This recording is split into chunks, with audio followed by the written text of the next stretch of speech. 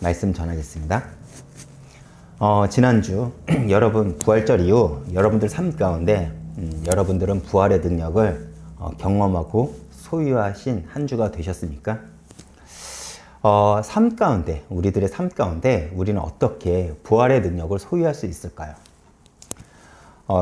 예수를 통해 변화된 우리의 삶을 통해서 우리는 부활의 능력을 우리는 경험하게 됩니다. 세상에 사는 사람은 세상에서는 사람들이 이제 변하지 않는다고 합니다. 우리가 세상에서 이런 말이 있잖아요. 사람은 고쳐 쓰는 게 아니야. 그 말은 세상의 원리는 사람은 변하지 않는 것입니다. 맞습니다. 그것이 세상에서 말하는 사람에 대한 평가이고 세상에서 말하는 원리죠. 그러나 복음은 세상의 그 원리를 파괴하는 능력을 가졌습니다. 그렇기에 죽음이 예수를 만나면 부활을 경험하고 불가능이 예수를 만나면 가능하게 됩니다. 죄가 예수를 만나면 정합이 되는 것이겠죠. 그렇기에 그것이 복음의 능력임을 여러분들이 아시길 바랍니다. 그러나 지금도 많은 이들이 당장 지금 내 눈에 예수의 부활이 보이지 않는다고 다시 세상으로 돌아갑니다. 여러분, 제자들은 예수님을 따라다닐 때 스스로 자신들이 굉장히 대단하고 굉장히 능력이 있다고 생각을 했을 것입니다. 왜 그러냐면 자신들의 스승인 예수님은 능력이 있고 권위가 있었습니다. 그래서 그들이 바라보기에 이 예수라면 이스라엘을 로마에서 구원하실 분이라고 생각을 했고 그들은 예수를 따라다니면 자신들은 어떤 높은 직책이나 어떤 권위나 어떤 명예를 가질 거라고 생각을 했었을 것이죠. 그렇기 때문에 그들은 예수님을 따라다니면서 굉장히 당당했을 것입니다. 마치 내 옆에 내가 어떤 능력 있는 사람을 알면 마치 그것이 내 것이냐 여기는 사람들이 있잖아요. 제자들도 아마 그랬을 거예요. 그것을 비판하고자 하는 것이 아니라 그것이 각자 사람들이 가지고 있는 실존적인 모습이라는 것입니다. 그런데 그들의 기대는 예수님이 십자가 사건으로 인해 산산이 부서졌습니다. 오히려 제자들은 예수님의 고난이 자신들에게도 미칠까봐 도망가기 급급했죠. 그러나 그런 비겁하고 겁이 많던 제자들은 예수를 만나고 삶이 변화가 되었습니다. 제자들은 이전처럼 자신들의 부와 명예, 권위를 위해서 사는 삶이 아닌 이제부터는 하나님의 영광을 위해 살아가는 삶을 살아가게 됩니다. 그리고 그런 제자들의 발걸음을 통해서 교회는 세워지고 교회는 세상을 변화시키기 시작합니다. 여러분, 그런데 그 세상을 변화시킨 그 복음의 능력이 당장 우리가 원하는 대로 한 번에 확 하고 변했을까요? 그렇지 않죠. 당장 그들의 눈에는 그것이 효과가 없어 보입니다. 여전히 핍박을 받았고요. 여전히 고난을 받았고요. 여전히 도망자의 신세였습니다. 그러나 시간이 지나고 돌아보니 복음은 세상을 변화시킨 것입니다. 여러분, 부활의 능력은 사실 가까이서 보면 아무 힘이 없어 보입니다. 그러나 복음의 능력은 우리의 삶을 변화시키고 더 나아가 복음을 가진 교회는 여전히 어느 시대마다 답이 된다는 거예요. 그렇게 우리는 이 자리에 나온 것입니다. 오늘도 이 예배를 통해서 여러분들 인생의 답을 얻는 시간이 되시길 바라겠습니다. 오늘 말씀은 세상 속에서 그리스도의 제자가 어떻게 살아갈 것인가에 대해서 주님이 제자들에게 말씀하신 내용입니다.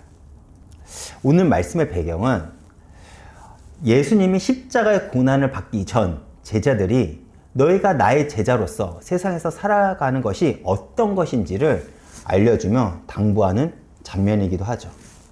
그런데 사실 이 예수님이, 제자들 향한 이 예수님의 당부가 어찌 보면 우리들에게는 불편한 메시지일 수도 있습니다. 그럼에도 오늘 우리가 이 말씀을 왜 알고 있어야 하고 왜 우리가 이 말씀을 우리 마음속에 담고 있어야 되냐면 우리가 이것을 알아야 우리의 신앙은 틀어지지 않고 신앙은 정도에서 벗어나지 않으며 올바른 길을 걷게 한다는 것입니다. 사실 오늘날 많은 그리스도인들이 정도에서 벗어난 이유는 무엇이냐? 이 불편한 메시지가 싫어서이겠죠. 그들이 원하는 메시지는 내 귀를 달콤하게 해주는 메시지가 아닐까요? 마치 예수의 부활을 경험하기 이전에 그 제자들의 모습처럼요. 여러분, 우리는 왜 예수를 믿습니까? 여러분들에게는 그리스도가 정말 삶의 이유가 되고 답이 되십니까?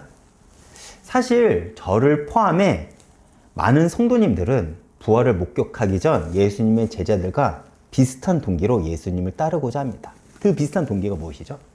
예수님을 따르면 어떤 명예가 있을 거야. 어떤 부가 나를 따를 거야. 어떤 문제가 해결될 거야. 예수님과 같이 있으면 정말 나는 성공한 인생을 살 거야. 사실 그 많은 것들이 우리를 예수를 믿게 하는 많은 유혹이 되고 동기가 되죠. 그러나 예수님을 우리가 진짜로 믿고 난 다음 우리가 경험하는 것이 무엇입니까? 이전과 다른 가치와 방법으로 살아간다는 거예요. 원래 우리가 예수를 믿기 전에 우리가 가진 동기는 세상에서 내가 가졌던 동기와 동일했습니다. 세상에서 살아갔던 그 방법과 동일할 거라고 생각을 했어요. 예수를 믿고 내가 당당해지는 방법이 부를 얻어야 되고 명예를 얻어야 되고 권위를 얻어야 된다는 생각을 가졌는데 이게 당황스럽게도 우리가 예수를 믿고 난 다음에는 다른 가치와 다른 방법으로 살아가게 된다는 것이죠. 사실 이것이 우리는 불편합니다. 예수를 만나기 이전에 우리는 내가 원하는 대로 나 자신만을 위해 살아갔었고 그리고 그렇게 사는 것이 우리는 당연하다고 우리는 생각을 했습니다. 그리고 그것이 여전히 세상의 철학이고 세상에서 우리에게 주는 메시지이기도 합니다. 오늘날 여러분들 서점에 가면 서점에서 우리에게 주는 메시지가 무엇인가? 그 책들이 너 자신을 위해서 살라는 거예요. 불편한 사람들 한테 나한테 영향을 받지 말라고 합니다. 너만을 위해, 그러니까 나만을 위해 살지 타인을 내가 이타적인 마음을 가지고 살아가라는 소리는 하지 않습니다. 그런데 예수를 믿고 우리가 달라진 것은 무엇입니까? 내 말, 나의 행동, 나의 선택 등 내가 살아가면서 하나님의 존재를 의식하고 있다는 거예요. 이전에는 우리는 누구의 눈만 의식했죠? 사람들, 세상. 더 정확하게는 내가 하고 싶은 대로 우리는 살아갔던 존재인데 예수를 믿고 우리가 당황하는 게 뭐냐면 하나님의 존재를 우리가 의식하기 시작한다는 것입니다. 왜 그렇습니까? 이제 예수를 믿게 되면서 나는 교회의 대표가 되고 나를 통해 예수가 소개되기 때문에 그렇습니다. 그래서 내 말과 나의 행동 때문에 누군가 예수님에 대해서 오해하고 나의 선택 때문에 교회가 세상과 구별됨을 드러내지 못할까 봐 우리는 하나님을 의식하고 세상에 대해서도 조심하게 되는 것이죠. 저는 이것을 조금 알 것 같아요. 제가 사실 체질상 저는 술을 하지 못합니다. 체질상 술을 하지 못해요. 그리고 얼마나 다행이에요. 제가 술을 좋아하는데 그 억지로 참는 게 얼마나, 그쵸? 근데 가끔 저희 가족 모임을 하면요. 저희 삼촌들이 막 그 반주 정도를 하십니다. 맥주 한 잔, 두 잔 정도요. 저희 그 가족들도 막 그렇게 술을 즐기는 분은 아닌데 그래도 그렇게 기분을 내려고 이렇게 반주를 합니다. 그래서 조카인 저희들에게도 그 권하죠. 예전에는 좋은 게 좋은 거야 라고 해서 이제 이제 마신 적이 있습니다. 먹지 않더라도 그냥 받긴 하죠. 근데 제가 어느 날 제가 이제 신학교를 가고 전도사가 되고 이제 목사가 됐잖아요. 이게 그들에게는 오히려 하나님을 좋게 하지 않는구나라는 그런 생각이 딱 들었습니다. 왜냐면 저만 목사잖아요. 근데 기분을 좋게 하기 위해서 제가 그 술을 받아 먹을 수 있습니다. 그런데 그것이 뭐 죄라고 누구도 저한테 정죄하지 않을 거라는 거 저도 알아요. 그러나 그들의 생각은 목사면 조금은 구별돼야 되지 않을까라는 그런 우리는 기본적으로 그게 있잖아요. 나는 그렇게 해도 목사는 안 그랬으면 좋겠고 나는 이렇게 해도 목사는 안 그랬으면 좋겠다는 생각하지 않습니까? 제가 그거를 안 하려고 합니다. 하다못해 제 동생하고 있을 때도 저는 그걸 안 하려고 해요. 왜요? 저는 이은교회 대표가 되잖아요. 그렇죠? 저라는 사람의 삶을 통해서 예수, 내가 인식하는 예수를 소개하게 되잖아요. 그렇기 때문에 그 눈치를 보기 시작한 거예요. 여러분. 그런데 이 모습이 잘못된 것일까요? 아니요. 이것은 올바른 변화입니다. 그리스도인 타락은요, 하나님의 눈치를 보지 않아서 타락이 된 거예요. 혹 여러분들이 저를 위해 기도를 하신다면 이런 기도를 했으면 좋겠습니다. 물론 다른 좋은 기도도 많이 하겠지만, 해주시면 감사하겠지만, 하나님을 두려워하는 목사로 살아가도록 여러분들이 기도해 줬으면 좋겠습니다. 하나님을 두려워하고 하나님의 눈치를 봐야 저는 목사로서 목사답게 살아갈 거라고 저는 생각을 해요. 오늘날 목사들이 왜 타락한 줄 아십니까? 하나님의 눈치를 안 봐서 그래요. 오늘날 그 목사들의 그 수많은 음란의 문제, 수많은 그 금전적인 문제, 수많은 그 명예적인 문제, 그 수많은 권력력의 문제가 왜 일어난지 아십니까? 하나님의 눈치를 안 봐요. 능력도 경험했고, 체험도 했고, 하나님의 역사도 경험했는데 딱 하나, 하나님의 눈치를 보지 않으니까 타락한 것입니다. 그런데 그 능력을 가진 목사가 하나님의 눈치를 보면 그 선한 영향력이 얼마나 큰 역사를 이룰까요? 저는 큰 역사를, 그렇게 큰 능력을 받지 않아도 됩니다. 그러나 제가 가지고 있는 첫 번째 소원은 무엇이냐? 평생 동안 하나님의 눈치를 보면서 살아가는 목사라는 거예요. 왜? 그것이 성령님이 우리를 올바르게 인도하는 방법이 되기 때문에 그렇습니다. 우리는 앞서 요한복음 15장을 시작하면서 예수님께서 포도나무시면서 우리는 가짐을 우리에게 알려주셨고, 우리가 주님과 연합을 이루어 우리는 열매를 맺는 존재임을 우리에게 알려주셨습니다. 더불어 하나님께서 성자 예수님을 사랑하시며 그 사랑이 흘러 우리에게 부어졌고, 그 부어진 사랑으로 우리가 서로 사랑해야 된다는 그 새 계명의 원리를 우리에게 알려주셨습니다. 근데 오늘 우리가 말씀을 오늘 읽어보면요, 오늘 본문에 나오는 15장 18절에서 27절 말씀은요, 사랑이 아닌 미움에 대한 이야기로 그 흐름을 예수님께서 완전히 바꾸셨습니다. 예수님과 하나 되고 하나님께 사랑받고 서로 사랑하라는 것은 너무나도 좋지만 사실 그게 신앙의 전부가 아니라는 거예요. 예수를 따른다는 것, 그 사랑이 전부가 아니라는 것입니다. 우리가 예수님과 하나가 되기 위해서는 세상에서 미움받을 것을 각오해야 한다는 것을 우리에게 지금 알려주신다는 거죠. 우리가 함께 본문을 살펴보면서 우리가 왜 세상에서 미움을 받을 수밖에 없는지, 또 어떤 마음으로 우리가 그것을 견뎌야 하는지 우리가 함께 알아보겠습니다. 먼저 18절 제가 읽어보겠습니다. 세상이 너희를 미워하면 너희보다 나를 미워하는 줄 알라. 여러분, 세상이 왜 예수를 믿는 자들을 미워할까요? 사실 우리에게 이것이 문제가 되죠. 우리가 처음에 예수를 믿는다고 할 때 우리가 가졌던 기대는 무엇이죠? 세상에서도 우리가 영광받는 거 아닙니까? 세상에서도 우리가 높아지는 것 아닙니까? 세상에서도 우리가 주인공 같은 삶을 사는 거 아닙니까? 그런데 성경은 그것이 아니라고 우리에게 지금 이야기를 하고 있습니다. 우리의 기대와 우리의 그 바램을 산산이 깨버리는 것이죠. 이것이 문제입니다. 근데 그에 대한 답이 19절에 기록되어 있죠. 제가 19절을 읽어보겠습니다. 너희가 세상에 속하였으면 세상이 자기 것을, 여기서 자기 것이 무엇이죠? 세상이 자기 것이라 하는 것은 세상에 속한 너희들, 즉 세상에 예수를 믿지 못한 모든 인간들을 가리키는 것이겠죠. 사랑할 것이나 너희는 세상에 속한 자가 아니기 때문에 세상이 너희를 미워할 것이다 라고 했습니다. 본래 하나님을 떠난 우리는 세상에 속하였고 그렇기에 우리는 세상의 것이었습니다. 그래서 로마서에 뭐라고 하죠? 너희 아비 마귀라고 하지 않습니까? 원래 우리 아버지가 누구였다고요? 예수님을 만나기 전에 사단, 마귀였다는 것입니다. 그렇기에 원래 우리의 실존적인 우리의 모습은 세상 것이었다는 거예요. 그래서 본래 세상에 우리는 속해서 살아왔고, 그래서 세상은 우리가 자기 것인 줄 알고 있었습니다. 세상의 것, 세상에 속한 것. 그래서 세상이라는 것이 우리를 자기 것으로 생각하고 세상은 자기에 속한 우리를 사랑한다는 것입니다. 그렇기 때문에 우상을 열심히 믿어도 성공할 수 있고, 우상을 열심히 믿어도 어떤 기적적인 거나 체험적인 걸 할 수 있다는 거예요. 왜요?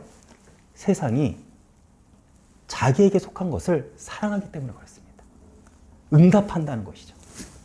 무슨 말인지 알겠습니까? 여기서 우리는 영적인 비밀을 알게 되는 것입니다. 그런데 예수를 믿게 된 후부터 우리는 더 이상 이제 세상의 것이 아니게 되었습니다. 이제 우리는 예수께 속한 자가 되었죠. 여러분, 예수를 믿으면 이런 말 여러분들 들어보셨죠? 운명 사주팔자에서 벗어났다. 들어보셨죠? 저도 그걸 믿습니다. 그러나 우리가 세상에 속해서 그 운명 사주팔자에 속해서 살아갔던 우리의 운명이 벗어나게 된다고 해서 우리가 자유하고 우리 마음대로 살아갈 수 있다는 게 아니에요. 우리는 다른 운명 속으로 포함됐다는 것입니다.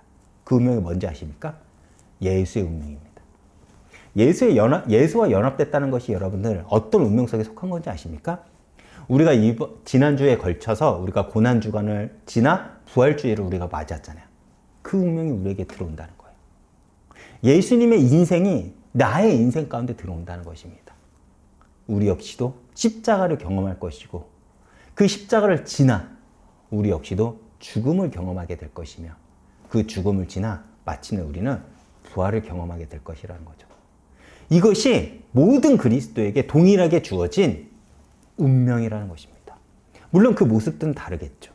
각자 붙잡고 있는 십자가가 다르겠죠. 각자 경험되는 죽음도 다르겠죠. 그러나 예수를 믿는 모든 이들은 그것을 경험하게 된다는 것입니다.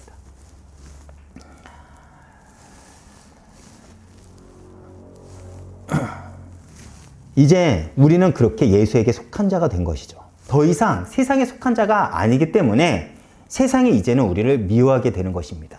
본래 자신의 것이었는데 그것들이 다른 것에, 즉 예수에게 속한 자들이 되었다는 것입니다. 이제 제자들은 예수께 접붙인 가지가 된 거예요. 원래 이 가지가 나쁜 나무의 가지였거든요. 그러나 농부 되신 하나님은 그 가지를 잘라내서 누구에게 접붙였다고요? 예수라는 나무에게요. 그래서 세상이 본래 자기에게 속한 자들을 데리고 가버린 그 나무, 참나무 대신 예수를 미워한다는 것입니다. 즉, 우리는 세상에 속하였으나 예수님의 부르심을 따라 하나님께 속한 자가 된 것이죠. 그렇게 신분이 우리는 변화하였고 소속이 변했고 인생의 소망과 지향점과 가치관과 그 목적이 이전과는 완전히 다르게 바뀐 것입니다. 더 쉽게 말씀드리면 이전에는 나를 위해서만 살아가던 내가 이제 예수님 때문에 우리의 삶에서 예수의 흔적을 남기기 위해서 몸부림치는 자가 되었고 예수를 위해 살아가는 자가 된 것입니다. 그리고 세상은 그런 우리를 불편하게 바라보는 것이겠죠. 성도는 세상에 살지만 구별된 자들입니다. 그것이 성도예요. 세상과 같은 방법, 세상과 같은 목적, 세상과 같은 가치관으로 살아가는 자들을 가리켜 성도라고 하지 않습니다. 다시 돌아가 19절에 한글로 세상에서라고 번역이 된 말이 있죠. 멋멋에서, 헬라어로 멋멋으로부터 나오다라는 의미를 가집니다. 어떤 상태에서 밖으로 나오는 것입니다. 예를 들어 우리가 잘 아는 예를 들면 이스라엘 백성들이 애굽에서 종살이를 하다가 하나님께서 그들을 데리고 나왔습니다. 즉 애굽으로부터 나오다, 이럴 때 사용된 단어가 멋멋에서 번역된 그 헬라어가, 예수께서 이 단어를 사용하신 이유가 무엇일까요? 그것은 제자들이 자기의 정체성을 분명히 알려주기 위해서였습니다. 너희들은 이제 더 이상 죄에 속한 자들이 아니야. 너희들은 더 이상 사단에게 속한 자들이 아니야. 너희들은 더 이상 세상에 속한 자들이 아니야. 거기서부터 나온 자들이야. 라는 것을 알려주기 위해서 예수님이 이 단어를 사용한 것입니다. 즉, 너희는 본래 세상에 속한 자들이었지만 내가 너희를 세상에서 데리고 나왔다. 너희는 이제 세상으로부터 나온 사람들이다. 그리하여 이제는 세상에 속하지 않는 자들이다. 너희는 하나님께, 나에게 접붙임을 받은 자들이다. 나에게 영양분을 공급을 받아 나의 열매를 맺는 자들이다라는 거예요. 이 우리들의 정체성을 주님께서는 지금 제자들에게 알려주고 있는 것입니다. 근데 문제는 무엇입니까? 세상은 예수께 속한 우리를 미워하지만 우리는 여전히 세상에서 살아가야 한다는 것입니다. 물론 우리가 세상을 살다 보면 그래서 세상의 논리와 말씀이 부닥칠 때가 있어요. 우리는 이미 예수님이 우리에게 주신 비전, 예수님을 향한 목적, 예수님을 위한 그 삶을 살아가고자 하는데 세상의 논리와 그것이 부닥칩니다. 그럴 때마다 그냥 예전의 삶으로 돌아갈까 하는 유혹이 들지 않겠습니까? 그래서 예수님께서 제자들에게, 그리고 오늘 이 말씀을 듣는 우리들에게 이 말씀을 주신 것입니다. 얘들아, 좁은 길을 따라 걷다 보면 많은 사람들이 너희들을 가르쳐 어리석다 할 것이고, 또 진리를 따르다 보면 세상은 너희를 미워할 것이다. 그러나 얘들아, 그때 꼭 너희들이 기억할 것이 있다. 실은 이 세상이 너희를 미워한 것이 아니라 나를 미워하는 것이다. 그리고 세상이 진리로 인해 너희를 핍박하거든 너희가 나를 잘 따르고 있는 것이고 내게 속한 자임을 확증하는 것이다 라고 예수님은 우리에게 알려주고 있는 것이죠. 사실 세상의 진리를 따르는 우리의 삶으로 인해 우리를 불편해하고 미워하는 것은 우리가 예수님을 잘 따르고 있다는 것의 그 반증이 됩니다. 제가 예전에 신학교를 다니다가 한 에피소드가 있어요. 제가 신학교를 다닐 때 제가 이제 기숙사 생활을 했잖아요. 수, 목, 금. 그러면 목요일 날 저녁에 어떤 모임이 있었냐면 9시에 예배당에 모여서 1시간 정도 우리가 기도하는 모임을 이제 가졌습니다. 어떻게 기도하냐면 크게 소리를 치면서 막 이렇게 기도하는 모임을 제가 학교 다니면서 이제 거의 5년 가까이 제가 그 모임을 제가 가졌었거든요. 그러면 학기 말이 딱 되면 그 같이 기도하는 사람들이 그 뭐라고 하죠? 모여서 이제 식사를 합니다. 저녁에. 그날 하루는 기도를 간단하게 하고 이제 나가서 이제 야식을 먹죠. 근데 저희가 한번 어느 가게, 치킨집을 갔는데 거기는 치킨 말고도 다른 안주들도 팔아요. 그러니까 치킨집이니까 당연히 맥주, 술도 팔겠죠. 근데 저희가 딱 들어갔는데 어느 한 테이블에 저희 학교 학생이 있는 거예요. 저희 같은 기수도 있고 선배도 있고 후배도 있는 거예요. 근데 그들에게 맥주 한 잔씩이 딱 둘러져 있더라고요. 근데 저희를 보자마자 나가더라고요. 아, 이거 먹으라고 하면서. 그때부터 이제 어떤 토론들이 이루어졌어요. 복음인데 먹어도 되냐 안 되냐. 제가 저는 안 된다고 했어요. 근데 어떤 상대방은 야, 그게 복음하고 무슨 의미가 있냐. 누릴 수 있는 거지. 제가 그때 뭐라고 한 줄 아십니까? 그래, 누릴 수 있지. 성경책을 들고 옆에 두고 마신다면 나 인정. 그러나 내가 그걸 하지 못한다면 나 스스로도 그걸 부끄럽게 여긴다는 거 아닐까? 그럼 하지 말라는 것이지. 이것을 죄냐 아니냐의 문제를 끌고 오면 이건 너무 복잡한 문제고, 사실 이걸 가르쳐 누가 죄라고 하겠어요. 복음을 아는 우리가. 그러나 제가 앞서 이야기한 것처럼 나의 말, 나의 행동, 나의 선택은 교회의 대표가 되고 예수를 소개하는 것이 됩니다. 여러분, 경건하게 살면요, 주변 사람들이 불편해합니다. 왜요? 야, 너만 그 유별나게 그렇게 살아? 라고 말하겠죠. 그런데 여러분, 그거 아십니까? 세상은 그런 우리들을 보고 진리를 배웁니다. 복음이 어떻게 세상을 뒤집었는지 아십니까? 그 세상의 논리대로 살아가지 않았거든요. 과거의 로마는요, 약자들을 버렸습니다. 그러나 그리스도인들은 그 약자들을 섬겼죠. 그렇게 세상을 뒤집었습니다. 그렇다면 우리들도 그래야 되지 않을까요? 지금 당장 여러분들이 가서 헌신하고 봉사하라는 말이 아닙니다. 세상과 같은 논리, 세상과 같은 방법으로 살아가려고 하지 말라는 거예요. 여러분들 돈 버는 이유와 목적이 무엇입니까? 세상은 그것을 위해 자기를 드러내려고 하는 것입니다. 근데 우리는 다르죠. 우리가 돈 버는 이유는 하나님 때문입니다. 하나님의 영광을 위해서예요. 선한 목적과 선한 방법을 가지고 살아가기 위해서, 세상에서 그걸 소개하기 위해서입니다. 우리가 왜 자녀를 잘 키워야 될까요? 그것을 통해서 내가 영광받게? 아니죠. 그 자녀를 통해서 복음이 흘러가게 하기 위해서입니다. 우리가 왜 세상에서 성공을 해야 됩니까? 세상에서 하나님의 백성으로 산다는 것이 찌질하지 않음을 우리가 증거하기 위해서입니다. 여러분, 그렇게 여러분들이 세상에서 하나님의 백성으로서 살아가고 있다는 것을 확증하시길 바랍니다. 사실 세상의 진리를 따르는 우리의 삶으로 인해 우리를 불편하고 미워하는 것은 우리가 예수를 잘 따라가고 있다는 반증이 되기도 하죠. 여러분들의 고단은 무엇 때문에 오십니까? 예수 때문입니까? 아니면 여전히 내가 붙잡고 놓지 못하는 것들 때문입니까? 여러분들의 고단함이 예수 때문에 왔기를 축원드리겠습니다.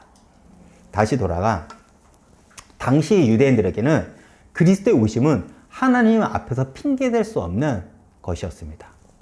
그래서 22절부터 25절의 말씀은 그들이 핑계댈 수 없는 두 가지 이유를 우리에게 알려주죠. 하나는 무엇입니까? 예수님께서 이 땅에 오셔서 하신 말씀입니다. 예수님의 말씀은 정확하게 그들이 알고 있는 그 구약 성서를 근거로 말씀하셨죠. 또 다른 한 가지는 무엇입니까? 예수님께서 사역하신 동안 이 땅에서 오셔서 보여주신 표적이죠. 이적과 표적입니다. 그건 역시도 정확하게 구약에 예표된 대로 예수님께서 행하셨고 이루셨습니다. 이는 바로 예수님께서 하나님 보내신 그리스도이심을 드러내는 증거였습니다. 즉, 예수님은 말씀대로 오셨고 말씀대로 사셨으며 말씀대로 고난을 받으셨고 말씀대로 죽으셨고 말씀대로 부활하셨습니다. 이것이 예수가 그리스도이며 그들이 부인하지 못할 증거였습니다. 그러나 그들은 예수님을 거부했고 십자가에 예수님을 못 박기까지 했습니다. 이는 예수가 그리스도이다는 증거가 부족했기 때문이 아니라 그들의 마음속에는 하나님을 두기 싫어했던 까닭입니다. 우리도 마찬가지 아닙니까? 오늘날 많은 이들이 왜 예수를 외면할까요? 사실 본질을 찾아 들어가다 보면 그들의 마음에는 진리를 찾고자 하는 마음이 없기 때문에 그렇습니다. 진리에 관심이 없어요. 내 당장의 이익에만 관심이 있지. 오늘날 왜 이렇게 갈등이 많을까요? 왜 이렇게 사람들이 이기적으로 살까요? 진리에 관심이 없기 때문에 그렇습니다. 더 정확하게 말하면 나를 우상의 자리에 놓고 그 마음속에 하나님을 두기 싫어할 까닭입니다. 그리고 그것에 대한 책임을 언젠가는 핑계댈 수 없는 순간이 올 것이라는 거죠. 그래서 우리는 뭐라고 이야기합니까? 심판이라고 이야기를 합니다. 여러분, 예수가 내 삶의 주인이 되도록 하시길 바랍니다. 교회를 다녀도 결국 내가 내 인생의 우상이 된다면 그것은 여전히 죄 가운데 살아가는 모습밖에 되지 않습니다. 기독교에서 말하는 죄는 무엇일까요? 그리스도를 알지 못하는 거예요. 그리스도를 따르지 않는다는 거예요. 그리스도를 내 삶의 목적을 두지 않는다는 것입니다. 우리의 모든 문제는 여기서 옵니다. 우리가 겪고 우리가 목격한 죄는 결국 예수를 떠난 나타나는 열매입니다. 즉, 예수를 모르는 무지가 결국에는 가장 무서운 죄고 그 죄의 근원이라는 것이죠. 성경은 처음부터 우리에게 이것을 강조합니다. 우리 인생에 그렇다면 어떻게 좋은 열매를 맺을 수 있을까요? 내가 단단히 예수께 접붙임되어 있으면 됩니다. 다시 말해 나와 그리스도의 관계가 단단하게 묶여 있으면 그 이후의 삶은 하나님께서 우리를 인도하시고 책임지실 거라는 거예요. 만약에 예수의 운명이 우리 인생에 들어와서 내가 예수의 운명을 살아갈 수밖에 없다면 우리는 설명서를 보면 되지 않습니까? 예수님께서 어떻게 가셨고 어떻게 그 고난을 견디셨고 어떻게 부활을 경험했는지 설명서가 이미 앞에 와 있는데 우리는 그 설명서를 보지 않고 자꾸 다른 방법을 찾고자 합니다. 그러니까 우리의 인생의 문제가 해결되지 않는 것이겠죠. 여러분들이 분명히 기억할 것은 예수를 위해 살아가는 삶은 고난으로만 끝나지 않을 것이라는 것입니다. 주님은 당신을 믿고 따르는 이들을 넉넉히 이기게 할 것이라는 거예요. 어떻게요? 당신이 부활을 하신 것처럼요. 이 사실을 여러분들 믿습니까? 여러분들 이 사실을 믿는다면 현재 삶에도 흔들리지 않고 주님이 주시는 승리를 반드시 경험할 것입니다. 결론입니다. 그렇다면 예수를 믿는다는 이유로 나를 미워하고 박해하는 세상 속에서 우리는 어떻게 살아갈 수 있을까요? 26절에 그 비밀에 대해서 우리에게 알려줍니다. 내가 아버지께로부터 너에게 보낼 보혜사 곧 아버지께로부터 나오는 진리의 성령이 오실 때 그가 나를 증언할 것이요 너희도 처음부터 나와 함께 있었으므로 증언하느니라. 27절까지 제가 읽었죠. 즉 성령을 통해 우리는 험한 세상을 살아갈 수 있다는 거예요. 하나님께서 성령을 보내신다고 합니다. 나를 핍박하고 나를 박해는 그 세상 속에서 우리는 성령의 도우심을 받아 우리는 살아갈 수 있다는 것입니다. 그런데 성령이 오신 이유가 뭐라고 성경은 기록이 되어 있죠? 바로 그리스도를 증언하기 위해서 오셨다고 합니다. 우리는 예수를 믿고 우리가 계속 기도하는 내용이 무엇입니까? 성령께서 내 인생을 주관하시고 인도하시고 역사하게 해달라고 우리가 기도하지 않습니까? 그렇죠. 왜 그렇죠? 그분이 인도하시는 삶은 내가 계획한 인생보다 더 좋은 길로 인도하실 것임을 우리가 알기 때문에 그렇습니다. 천지를 창조하시고 정말 능력이 한이 없으시는 그 하나님께서 내 인생을 책임진다면 그 인생만큼 든든한 인생이 어디 있을까요? 그렇죠. 그렇기 때문에 우리는 성령을 우리는 구합니다. 그런데 그 성령이 오신 목적이 단지 나에게 능력을 주고 내 문제를 해결하고 그런 정도의 그걸 하기 위해서 오신 게 아니라는 거예요. 뭐하러 오셨다고요? 예수를 증언하기 위해서. 그렇다면 우리는 어떻게 성령의 역사를 경험할 수 있을까요?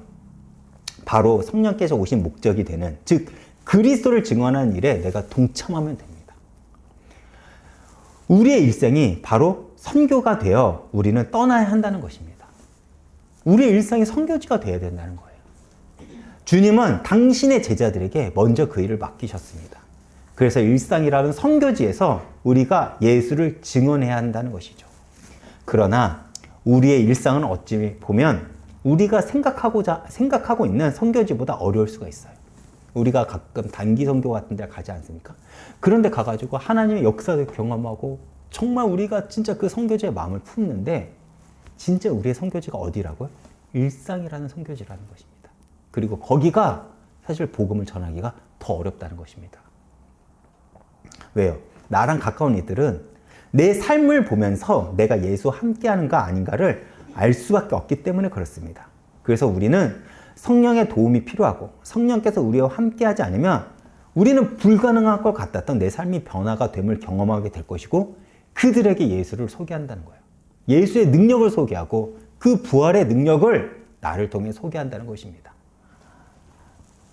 그것이 주님이 우리를 제자로 부르신 이유고 우리가 성령을 체험하는 이유가 되는 것입니다.